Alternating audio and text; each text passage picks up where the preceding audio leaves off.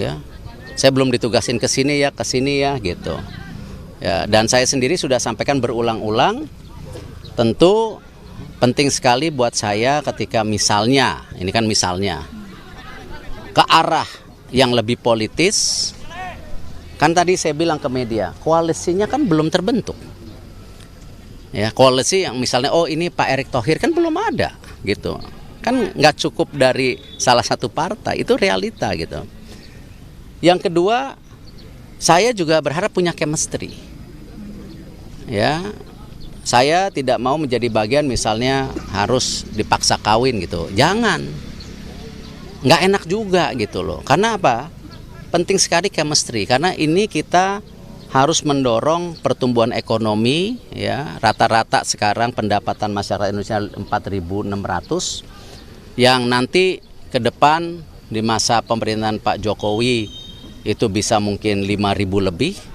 Tetapi 10 tahun ke depan, 5 tahun ke depan kan harus segera mendapatkan 10.000.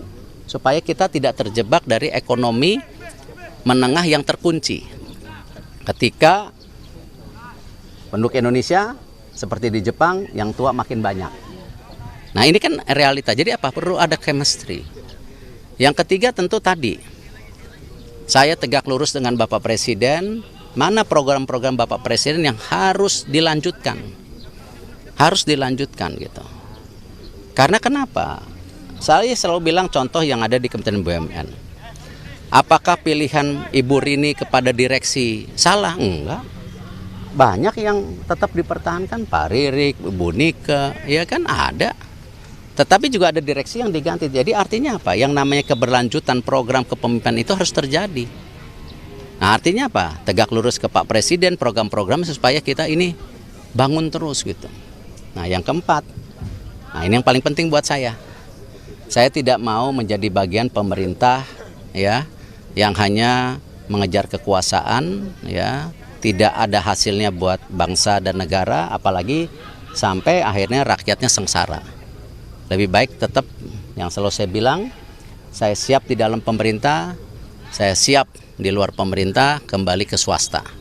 Orang ngurus bola aja kan teken kontraknya sampai 2027, betul nggak? Ya, betul.